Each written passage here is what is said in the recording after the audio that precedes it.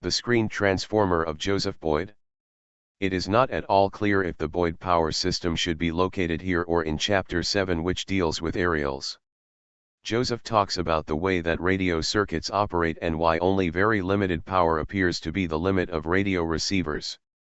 He explains a method of extracting serious levels of power from a transmitting coil and a receiving coil, but the higher power levels require an input oscillator, and so, while an aerial and earth can be used for lower power levels, input power is needed for optimum performance. Here is part of Joseph's patent application. U.S. Patent Application 2008-0129-397 June 5, 2008 Joseph Boyd. Electromagnetic electric generator. Abstract. An electrical generator that uses a high-frequency oscillator in a tuned circuit, set to resonate with the transmitter coil of a full-length high-frequency transformer unit, to generate electromagnetic energy, to transform this energy to electrical energy and to collect this energy. 1. Field of the invention. The present invention is an electrical generator that uses a high-frequency oscillator in a tuned circuit, set to resonate with the transmitter coil of a full-length high-frequency transformer unit, to generate electromagnetic energy, to transform this energy to electrical energy and to collect this energy. 2. Description of the related art. If an oscillator circuit is properly connected to a tuned antenna so that it resonates, a current will flow between the aerial and the ground, and this produces the high-frequency electromagnetic air waves and ground waves of our radios and other electronic equipment. An oscillator of the same type used in electromagnetic wave transmission equipment is used to generate the electromagnetic energy used in this patent. These electromagnetic transmitters are well developed and are used worldwide, and broadcast at frequencies that extend from the longest radio waves to the very short ones. Certain radios send their signals great distances, some even traveling around the world. Although these high-frequency electromagnetic energy waves are all around us, this energy has long been considered impossible to collect on a large scale due to the induction characteristics of the electromagnetic wave as it passes a metallic object. As the wave goes by a wire tuned to resonate at the frequency of the wave, it induces an electrical charge in the wire, but to use this charge, we need another wire to close the circuit and let the charge flow. If we use another wire alongside the first wire and connect it to it, the wave induces a charge in it exactly like in the first wire and no current will circulate in the two wires. This problem of collecting the energy of the wave was solved by the invention of the half-length electromagnetic transformer, but the half-length electromagnetic transformer applies only to the means of collecting the atmospheric energy. The invention of the full-length electromagnetic transformer of this invention, however, allows us to combine the generation of the electromagnetic wave and the electrical converter into one compact unit. Brief summary of the invention.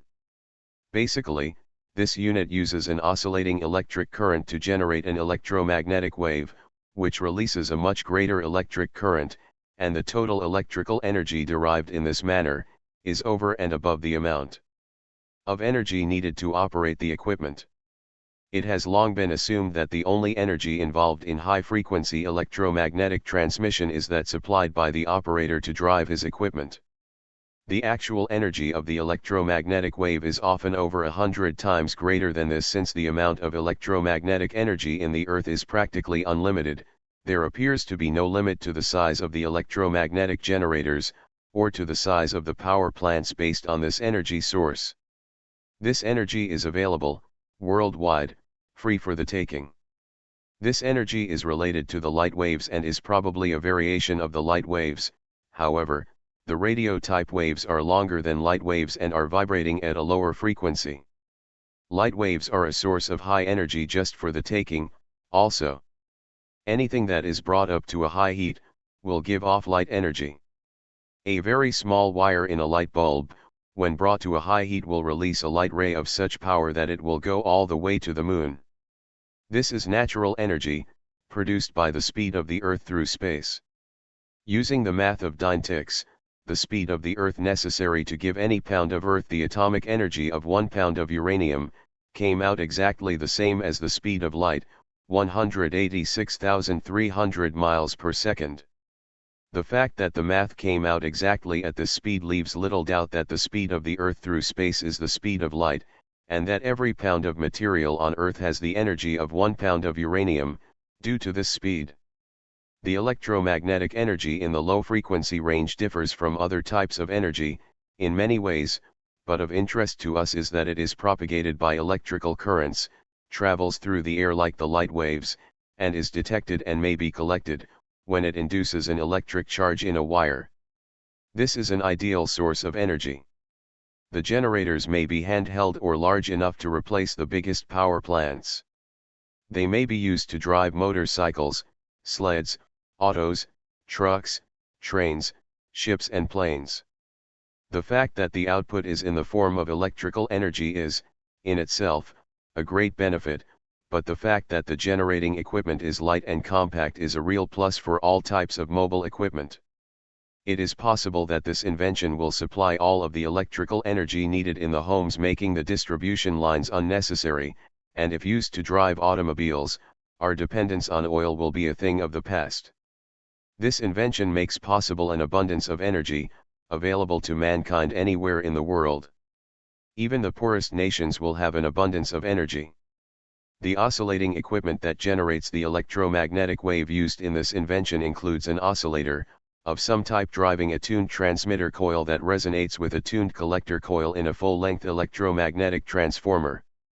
The induced current is collected in the collector coil and may be rectified and stored in a battery or used to do work. The oscillator circuit is an ordinary oscillator circuit, driven by a tube, crystal or even an electoral arc, and the tuning means and rectification setup are standard. The basic element that is novel to this invention is the full-length electromagnetic transformer unit that is made up of 2 or more metallic pipe-like sheaths side by side. The sheaths are not connected together, electrically. 2 or more coils are wound in the sheaths. The transmitter coil uses an insulated wire, which is threaded up through one sheath, and down through another sheath a number of times, forming a long flat continuous circuit of wire inside of the pipe-like sheaths. And then the collector coil is threaded up through the sheaths, and wound the same way. The 2 coils may have a different number of turns. The coils are tuned to resonate at the oscillator frequency and an electromagnetic wave is generated in the transmission coil. The wave induces a charge in that part of the collector coil that is in the same sheath, and next to it, and if the wave is moving up in the sheath, the charges of all of the collector wires in that sheath are moving up, and if the wave is moving down, the charges of all of the collector wires are moving down. But the transmitter wave in one sheath does not induce a current in the wires of another sheath, nor does it induce a current in a wire outside of that sheath. This allows a current induced in one sheath to freely circulate in the other sheaths or on an outside wire. When the transmitter coil is brought up to resonance and broadcasts its electromagnetic wave inside of the sheaths, it benefits us in 2 ways. It keeps the wave inside of the sheaths and prevents it from spreading far and wide, and it concentrates the wave on that part of the collector coil in the same sheath. Since each of the collector wires are of the same length, say a half wavelength of the electromagnetic wave, and since they are parallel and side by side, a resonant electromagnetic wave induces equal charges in all of the collector wires within the sheath. These induced currents are exactly in phase and are connected in series, so that the voltages add up to an amount proportional to the number of turns. More than 2 sheaths may be used with the coils wound inside, or the FF1 one-length transformer may be combined with the half-length transformer where the winding is part inside the sheath and part outside of the sheaths. The oscillator may be replaced by an aerial in cases where low power is needed. The inductance coil may be left entirely outside of the transformer, and the coupling made to the transmission coil by magnetic induction. These and other objects, features and advantages of the present invention will become more apparent upon reading the following specification in conjunction with the accompanying drawing figure. Brief description of the figures. Fig 1 is a view of an electromagnetic wave, due to resonance, passing 2 side-by-side wires tuned to the same frequency. The wave generates equal alternating charges in each wire, and no current flows when the wires are connected. Fig 2 is a view of a resonating electromagnetic wave passing two wires, tuned to resonate, where one wire is surrounded by a metal sheath. The outer metal sheath stops the wave and prevents it from inducing a charge in the shielded wire. The charge induced in the outside wire now flows freely through the shielded wire. Fig 3 is a view of a full-length electromagnetic transformer made of two metallic pipe-like sheaths, having two wires threaded up through the inner opening of one sheath and down through the inner opening of the other sheath, a number of times to form two continuous coils. When an electromagnetic wave is fed into the tuned transmitter coil, an alternating current is induced in the tuned collector coil. Fig 4 is a view of a full-length electromagnetic transformer, having two sheaths, insulated from each other, and a cutaway portion shows the coils inside. Fig 5 is a view of a full-length electromagnetic transformer, having four sections insulated from each other. Fig 6 is a section view of a full-length electromagnetic transformer made of two metallic pipe-like sheaths, where an oscillator circuit is fastened to a tuned transmitter coil, which induces a current in the tuned collector coil, and a half-wave rectifier circuit converts the high-frequency current to DC current. Fig 7 shows a view of a full-length transformer, used as an inductance in a radio receiver or other similar electronic circuit. 61. In this case the transmitter coil is between the aerial and ground, and the collector coil acts as the radio frequency inductance. Fig 8 shows a number of full-length transformers, connected in series. They all have rectifiers to convert the high-frequency AC current to DC current, and the voltages at the load add up. Fig 9 shows a view of a full-length transformer, connected in parallel. In this case the currents at the load add up. Detailed description of the preferred embodiments. When a circuit is made to resonate at some frequency, it generates an electromagnetic wave. These waves move at the speed of light and travel great distances, and this makes possible our radios, televisions and cell phones. These waves, in passing a wire suspended in the air, set up alternating charges in the wire, varying at the frequency of the wave. If we put an inductance, that is tuned to the frequency of the wave, between the wire and the ground, the circuit will resonate and charges will flow back and forth on the wire.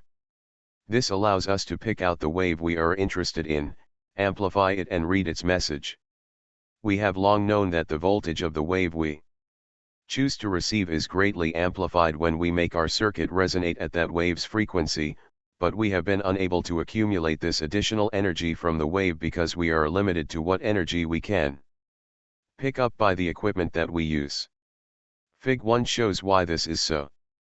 The passing electromagnetic wave 6 generates an alternating electric charge in the wire 10, tuned to the wave frequency. To close the circuit so that the induced charge can circulate, we have added a second wire 11, but if we connect the ends of the wires together, the electromagnetic wave 6 induces a charge in the second wire exactly like the one in the first wire, and no current will flow. Any effort to circulate the charge induced in wire 10 is blocked by an equal opposing charge in 11. In Fig 2 we have replaced the wire 11 with a metallic, pipe-like sheath 13 having an insulated wire 14 inside. When an electromagnetic wave 7 passes, the wave is stopped at the sheath 14 and does not induce any charges in the inner wire 14. This allows the inside wire 14 to conduct the charge induced in the wire 12. In Fig 3 we see two sheaths 20 and 21, parallel and insulated from each other. Two separate coils 22 and 23 are wound inside the sheaths. The coil 22 is the transmitter coil and it is tuned to resonate at the frequency of the oscillator circuit 24, and this generates an electromagnetic wave that induces a current in the collector coil 23, which is adapted and used in the tuned collector circuit 25.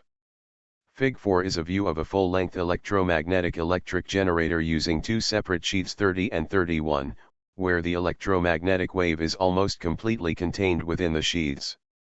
The sheaths are parallel and insulated from each other by insulators 34 and 35. The transmitter coil 32 and the collector coil 33 are shown in the cutaway, and are wound completely inside the sheaths. Additional coils may be added as needed. The transmitter coil 32 is tuned to resonate at the frequency of the oscillator circuit, which connects in at 36. And this generates an electromagnetic wave that is contained within the sheaths and induces a current in the collector coil 33, which is tuned to resonate at the wave frequency and is coupled to the collector circuit at the terminal 37. The insulating separators 34 and 35 are necessary to prevent induced current from flowing in the sheaths 30 and 31. A number of sheaths may be combined, as is shown in Fig. 5. In this case 4 sheaths 40, 41, 42 and 43 are combined, so that the coils wound inside the sheaths are in series, and the sheaths are electrically separated by the insulators 44, 45, 46 and 47. The tuned circuit for the transmitter coil is hooked up at connectors 48, and the collector circuit connects to the collector coil at 49. A simple circuit for operating the full-length electromagnetic transformer is shown in Fig. 6. The two sheaths 50 and 51 are shown with the transmitter coil 52 and collector coil 53. The transmitter coil is connected to the tuned circuit 55, which is driven by the oscillator 54. The oscillator 54 is tuned to oscillate at some frequency, and the transformer circuit 55 and collector circuit 56 are tuned to resonate with it. At resonance, the transmitter coil 52 emits an electromagnetic wave which induces a current in the collector coil 53. Shown here is a half-wave rectifier 57 and capacitor 58 connected to the load 59. The rectifier is necessary on each collector unit, because we can add the direct currents of the separate units, but the alternating currents of the units might be out of phase, and without the rectifier they would cancel out. Fig. 7 shows the transmitter coil connected between an aerial and the ground, where the aerial circuit and collector circuit are tuned to resonate at a desired frequency to greatly boost the sensitivity and to amplify the signal. This type application will work equally well with transmitters. Also, using the half-length transformer as an aerial and the full-length transformer as the radio frequency transformer works the same with both receivers and transmitters. The oscillator circuit can use a high-frequency magnetic inductance and the full-length transformer unit to resonate with a half-length transformer which acts as an aerial. A unit such as this would greatly add to the power of a radar system. The full-length units, when combined with rectifiers, may be connected in series as in Fig. 8, or in parallel as in Fig. 9. While the invention has been disclosed in its preferred forms, it will be apparent to those skilled in the art that many modifications, additions, and deletions can be made therein without departing from the spirit and scope of the invention and its equivalents as set forth in the following claims. Claims 1. An electric generator that uses an oscillating circuit to resonate with inductances enclosed in a full-length electromagnetic transformer unit, comprising 2 or more parallel, metallic, pipe-like sheaths, insulated from each other, an electromagnetic transmitter coil, which is wound inside the sheaths, using an insulated wire, threaded up through the inside opening of one of the sheaths and down on the inside of a second sheath, one or more times. To form a continuous coil, a means of tuning the transmitter coil to the frequency of the oscillating circuit, so that the transmitter coil resonates and generates an electromagnetic wave that is contained within the sheaths. A collector coil composed of an insulated wire, threaded up through the inside opening of one of the sheaths and down on the inside of a second sheath, one or more times, to form a continuous coil, wherein the electromagnetic wave of the transmitter coil induces an electric charge in the collector coil. And a means of tuning the collector coil to resonate at the frequency of the oscillating circuit, so that the electromagnetic wave induces a current in the collector coil, and since the coil is contained within the sheaths, the current is free to flow, and the high-frequency alternating current, so generated, can be used elsewhere in an electronic circuit, or altered and used as a power source. 2.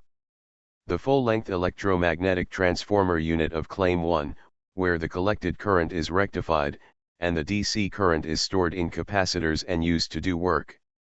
3. The full-length electromagnetic transformer unit of Claim 1, where the transmitter coil acts as a tuned inductance, in a receiver, between the aerial and the ground, and a tuned collector coil resonates to increase the sensitivity and the amplitude of the signal. 4. The full-length electromagnetic transformer unit of Claim 3, where the tuned transmitter coil resonates with an oscillator and an aerial to act as a transmitter for radios, televisions, cell phones, radars and computers. 5. The full-length electromagnetic transformer unit of Claim 1, where the lengths of the sheaths are some multiple of the wavelength of a particular electromagnetic frequency. 6. The full-length electromagnetic transformer unit of Claim 5, where a number of the units are connected in parallel to increase the current. 7. The full-length electromagnetic transformer unit of Claim 5, where a number of the units are connected in series to increase the voltage. 8. The full-length electromagnetic transformer unit of Claim 5, where the parts are reduced to a size small enough to fit in, and supply power to, a cell phone, a laptop computer, or other electrical appliance. 9. The full-length electromagnetic transformer unit of Claim 1 further comprising 3 or more, metallic, parallel, side-by-side, pipe-like sheaths, where the sheaths are not electrically connected, and have 2 or more coils wound inside the sheaths. Up to the present time, June 2013, I have not heard of anyone attempting to replicate the design shown in this patent, and so it is just being put forward here in case somebody wants to try it. It appears to be a clever technique. The power gain is maximized by tuning the transmitting and receiving coils to the frequency of the oscillator, although in practice, it is highly likely that the oscillator frequency would be adjusted to the transmitter coil as it is so easy to adjust the frequency of an oscillator. Boyd does not go into great detail about attaining resonance, and that is generally a major difficulty in any design which does not have automatic tuning. It needs to be borne in mind that the length of wire in each coil, and possibly its weight, is a key factor. Boyd talks about the coils possibly having the same number of turns, and that is fine provided that the coils are identical in size, that is, having the same shape when viewed from the top and the same depth of turns when viewed from the side, and exactly the same number of turns with each coil having exactly the same wire length. Resonance in a length of wire, whether it is laid out straight or wound into a coil, tends to confuse many people. Richard Quick's very clear explanation of resonance in any length of wire, in his U.S. Patent 7,973,296 of July 5, 2011 is very helpful. He says, quarter wave resonance, standing electromagnetic waves. One of the two main types is electrical resonance, is referred to here as quarter wave resonance. This type of resonance depends almost entirely on the length of a wire element for reasons described below. If a segment or length of wire is 1/4 as long as the voltage waves which are traveling through the wire, then a set of reflected waves will be added to the emitted waves, in a synchronized alignment which creates stronger superimposed waves. Accordingly, an understanding of the quarter wave phenomenon will help a reader understand how a straightforward and easily controlled factor, i.e., the length of a wire ribbon which will be used to form a spiral coil, can help create a quarter wave resonant response, which will create the types of electromagnetic pulses and fields referred to as standing waves. The speed at which a voltage impulse is transmitted through a metal wire is extremely fast. It is essentially the same as the speed of light, which travels 300 million meters, 186,000 miles, in a single second. That distance would circle the Earth more than 7 times. If wavelength, in meters, is multiplied by frequency, cycles per second, the result will be the speed of light, 300 million meters per second. Therefore, the wavelength of an alternating current, AC, voltage, at some particular frequency, will be the speed of light, divided by which frequency. Therefore, using simple division, if an alternating voltage operates at a frequency of 1 MHz, which is 1,000,000 cycles per second, then the wavelength at that frequency will be 300 meters. If the frequency halves become 500 kHz, the wavelength becomes twice as long, 600 meters, and, If the frequency were to increase to 2 MHz, the wavelength drops to 150 meters.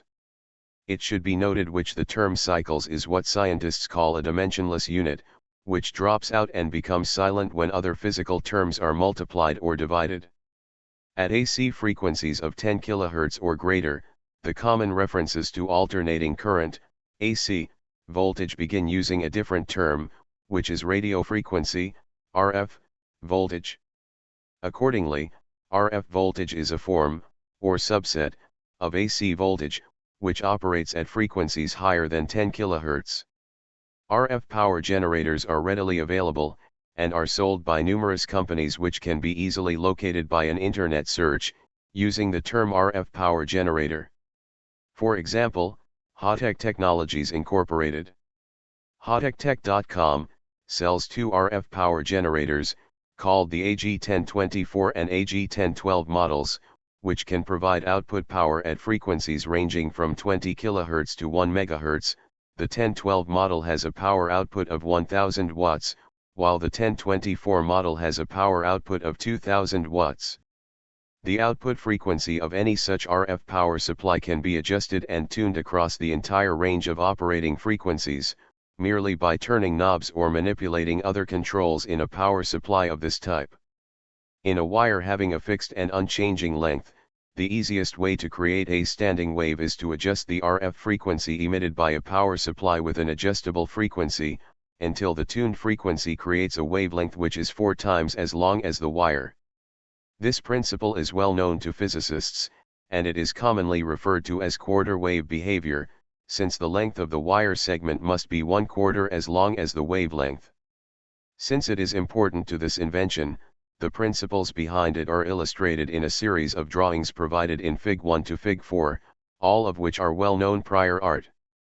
Emitted waves, reflected waves, superimposed waves. Height, intensity, strength will be additive. Fig 1a indicates an idealized wavelength of an alternating voltage, depicted by a sine wave which is being sent from an AC power supply, shown by a circle at the left end of a horizontal straight wire, into the input end of the wire. The voltage waves travel through the wire towards the right, as indicated by the block arrow in Fig 1a. When the waves reach the end of the wire, they cannot leave the wire, at least, not in a simplified and ideal system, which is being assumed and used here to explain the principle of how a simple straight wire can create a standing wave. Therefore, the voltage wave will effectively bounce or reflect back from the tip of the wire, and the reflected wave will begin traveling back through the wire, going in the opposite direction, as indicated by the left-pointing block arrow in Fig 1b. Because of the laws of conservation of energy, the reflection and return travel of these types of waves, when they bounce off the tip of a wire, is actually quite good, and rather efficient, as discussed below, provided which the wire tip does not emit sparks, arc discharges, or other forms of escaping electrical energy.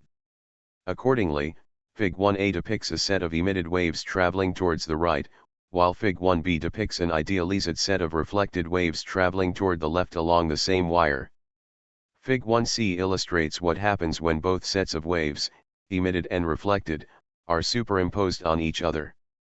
Since the two sets of waves are traveling at exactly the same speed, and since they have exactly the same wavelength, they will create a standing wave pattern when they are added together. As can be visualized from Fig 1c, there will be a set of locations, along the length of the wire, which can be referred to as peak nodes, where the AC voltage reaches its maximum. At a location halfway between a pair of adjacent peak nodes, there will be a spot which can be called a null node, a zero node, a through or valley node, or similar terms. At each null node location, the AC voltage will appear to be not fluctuating at all. Those are the sites, along the length of the wire, where each positive hump, created by a sine wave traveling toward the right, will be counterbalanced and offset by a negative hump with exactly the same height, traveling at an identical speed toward the left. As a result, this type of response within a wire creates a standing wave. If the instantaneous voltage is measured at a null node, it would appear that nothing is happening, in terms of fluctuating voltage. Furthermore, the null node will not be moving along the length of the wire, instead, it will appear to be standing still. This can be demonstrated, in a coil, by using a grounded lead to test for voltages along the length of a coil. If a grounded lead coupled to a voltmeter is used to touch the surfaces of a series of strands in a non-insulated coil, such as a coil made of thin copper tubing, wrapped around a plastic cylindrical shape, as used in the types of large transformers used by hobbyists to create Tesla coils which will emit large and visually impressive electrical arcs, the test lead will detect no apparent voltage at a null node, which will occur at some particular strand in the coil. At a different strand of the coil, the test lead will detect an alternating voltage which has twice the strength and intensity of the voltage being emitted by the power supply. If voltage is measured at a peak node, the voltage will be doing something which can be called, using vernacular or layman's terms, the full tilt boogie. The AC voltage levels will be moving back and forth, between, I, a very high and intense positive voltage, to, an equally intense negative voltage. This is indicated by the bubble shapes shown along the wire in Fig 1c. The bubbles which are shown in Fig 1c can help someone understand how standing waves are created, and how they act in a synchronized manner. However, which drawing fails to show another result which is very important in what actually happens in a standing wave. For purposes of description and analysis at this introductory level, the system can be assumed to be ideal, which implies a perfect mirror image reflection of each wave from the right end of the wire. An ideal system also implies that no reflections occur at the left-hand end of the wire where the power supply is located, and all reflected wave activity simply ceases. In real circuits and wires of this type, second and third order reflections do in fact occur, and they are used to further increase the strength and power output of these types of systems. However, those additional factors and harmonics should be ignored until after the basic principles of this type of system have been grasped and understood. In an ideal system, when the reflected waves, which are traveling toward the left, in the wire segments illustrated in Fig 1, are superimposed on the emitted waves, traveling toward the right, the peak positive voltage which will be instantaneously reached, at the highest point of each bubble shown in Fig 1c, will occur when the positive peak of an emitted wave crosses a mirror image positive peak of a reflected wave, traveling in the opposite direction. Accordingly, when those two positive peak values are added to each other, the instantaneous positive peak voltage which will occur, in the wire, will actually be twice as intense as the positive peak voltage being emitted by the AC power supply. An instant later, at that exact point on that segment of wire, a negative peak voltage will be created, which will be the sum of, I, the negative peak voltage emitted by the power supply, and, 2, the negative peak voltage of a reflected wave also will pass through, traveling toward the left. At which instant, when those two negative peak voltages are added to each other, the instantaneous negative voltage which will occur, in the wire, will be twice as intense as the negative peak voltage being generated by the AC power supply. A more accurate and representative visual depiction of a standing wave in a wire would actually show the heights of the peaks as being twice as tall as the peaks of the emitted voltage waves, and the reflected voltage waves. However, which depiction might confuse people, so it usually is not shown in drawings of standing waves. Accordingly, the instantaneous response in the wire, at a location halfway between two null nodes, is doing something which can fairly and properly be called the full tilt double-double boogie. The double-double phrase, note which it contains not just one but two doubles, was added to that phrase, for two reasons, I, to emphasize the fact that each and every voltage peak, maximum positive, and maximum negative, will be twice as strong, and twice as intense, as the maximum positive and negative peak voltages emitted by the power supply, and, 2, to point out that the frequency of the superimposed bubbles, shown in Fig 1c, is actually twice as fast as the frequency of the AC cycle which is emitted by the power supply, as discussed below. The twice the intensity result is directly comparable to what an observer will see, if a large mirror is placed behind a light bulb in an otherwise dark room. The mirror effectively keeps the room dark, everywhere behind the mirror, so there is no magical doubling of the light in the room, which would violate the basic law of conservation of energy. Instead, what the mirror does is to shift light away from the backside of the mirror, and keep that light energy on the reflective side of the mirror. Anyone standing in front of the mirror will see two apparent light bulbs. Both of those light bulbs, the original bulb, and the reflected image, will have the same brightness, if the mirror is perfect. Therefore, the mirror will double the intensity of the light energy reaching the observer. That same effect, in a circuit, will happen if the end of a wire acts like a mirror. If a wire does not have any components which will cause it to become an active emission source, which is the behavior of transmission antennas and certain other components, in a way which efficiently releases voltage-created energy into the atmosphere, then the basic rules which require conservation of energy will prevent that energy from simply disappearing and ceasing to exist. As a result, even if the end of a wire is not designed to be a perfect reflector, a large portion of the voltage wave will indeed reflect off the wire tip, and travel back through the same wire, in a second pass. To understand adequately, the type and amount of wave reflection which occurs at a wire tip, consider what happens if a light bulb is shining in a room which has shiny, glossy white paint on all the walls and ceilings. Then consider how it would look if the same light bulb were located in a room with all of the walls and ceilings painted matte black. The total amount of light which would be available, to carry out a task such as reading a newspaper, clearly would be much greater in the white room, because light reflects off white paint, even though white paint does not even begin to approach the type of reflection quality or clarity which a mirror creates. The difference in what happens, when light intensity in a room painted matte black is compared to a room painted a glossy white, does not arise from the presence or absence of reflection quality or clarity. Instead, it is governed by the laws of conservation of energy. When light shines onto a surface which is painted matte black, the light energy is absorbed by the paint, and it literally warms the paint up. In contrast to that, glossy white paint will not absorb light energy, so it reflects the light back out, for a second pass through the air which fills a room.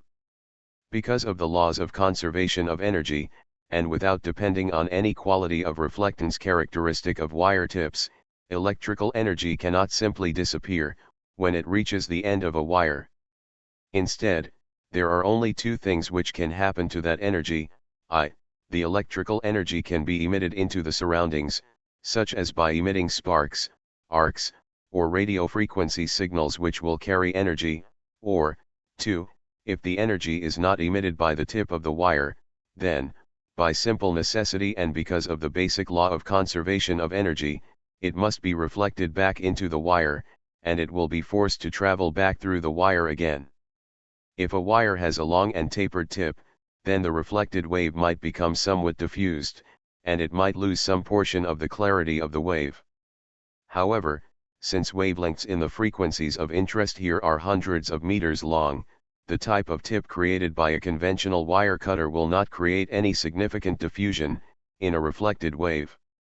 And, unlike the white painted walls of a room, there is not a large area which is available, at the tip of a wire, which can create scatter, spread, or diffusion. As a result, the tip of a wire will be a relatively efficient mirror-type reflector, when an AC voltage is pumped into one end of the wire. The second factor mentioned above, when the double-double boogie phrase was mentioned, relates to a doubling of the frequency of a standing wave. When a standing wave is created in a wire by reflection of an emitted AC voltage wave, the frequency of the standing wave is, quite literally, double the frequency of the emitted wave. This can be seen, visually, by noting that in the emitted AC voltage, shown in Fig 1a, a single complete wavelength contains both a positive hump and a negative hump. Accordingly, 3 complete sine waves, divided into 3 segments by the imaginary vertical lines, are shown in Fig 1a. By contrast, each and every bubble shown in Fig 1c depicts a complete and total wavelength, in a standing wave. 6 of those standing wave bubbles fit into exactly the same length of wire, which holds only 3 emitted wavelengths from the power supply. The frequency doubling effect of standing waves is important, because AC systems can convey and release energy in a manner which increases, as the frequency of the AC voltage supply increases. To some extent, this is analogous to saying that, if a motor can be run at twice the speed, while still generating the same torque, then the work output of that motor can be twice as great, at the higher speed. That analogy is not entirely accurate, since work output from an electric device which uses AC power depends on area of the curve functions which occur when sine waves are involved. Nevertheless, as a general principle, if the frequency of the voltage peaks increases, then power output will also increase, in many types of electric circuit components. In the 3 panels of Fig 1, the wire length is 3 times as long as the wavelength of the voltage from the power supply.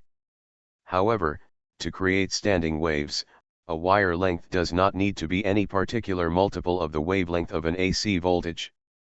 As can be seen by considering Fig 1c, the same types of bubbles would be created, if the wire length were exactly twice as long as the wavelength, or, 2, if the wire length were the same length as the wavelength. Emitted waves. Wire wavelength equals single wire length. Reflected waves. Superimposed waves create standing waves, peak nodes, null nodes. Accordingly, Fig 2, which includes Fig 2a showing an emitted wave, Fig 2b showing a reflected wave, and Fig 2c showing the superimposed bubbles, shows what happens in a wire segment which has a length which is equal to a single wavelength from an AC voltage at a fixed frequency. A resonant standing wave will be formed, with a frequency which is double the frequency of the input AC voltage. Which same result will apply, in a wire having any length which is an exact, integer, multiple, such as 1 time, 2 times, 3 times, etc., of the wavelength of the AC voltage being pushed, or forced, driven, pumped, etc., into the wire segment. Wire length equals 1/2 wavelength. Moving to still shorter wires, the same principle also applies to any wire with a length equal to 1/2 of an AC voltage wavelength. As shown in Fig 3, which includes Fig 3a showing an emitted wave, Fig 3b showing a reflected wave, and Fig 3c showing the superimposed bubbles, if the wire length is 1/2 of the wavelength, a natural and resonant standing wave will still form, with a frequency which is double the frequency of the input AC voltage. Smallest wire length that can create stable and natural standing waves is 1/4 wavelength.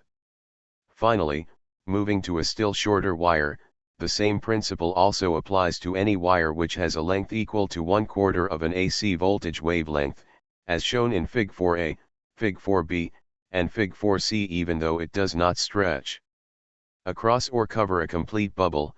The standing wave shown in Fig 4c is nevertheless a stable, natural, and resonant standing wave, with a frequency which is exactly twice the frequency of the input AC voltage.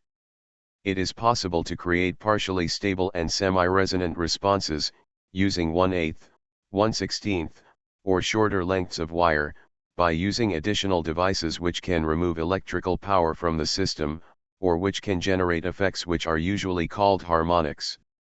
However, those are not the types of natural and stable responses which can be created by a simple, basic system consisting of nothing more than a wire having a fixed length and a reflective tip, and 2.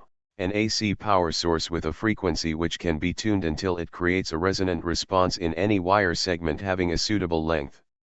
Therefore, since quarter wave wire lengths are the shortest lengths which can create natural and stable standing waves, the conventional term which is commonly used to describe what happens when a wire creates a resonant standing wave response is a quarter wave response.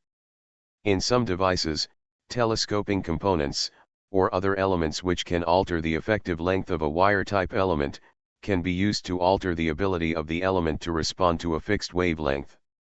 Many types of antennas use this approach, if they need to process signals which are being transmitted on fixed and known frequencies. However, those examples are not relevant to spiral coil reactors, which will use an approach which involves tuning and adjusting the frequency of the voltage which is being supplied to a reactor, until a resonant response is observed in coils with fixed and unchanging lengths. It should also be noted that certain types of tuning elements, such as capacitors, which can have either fixed or adjustable capacitance levels, can also be coupled electrically to a wire, in a manner which emulates adding more length to that wire. This approach can be used to alter, or increase the range of, the frequencies to which a wire circuit will respond resonantly.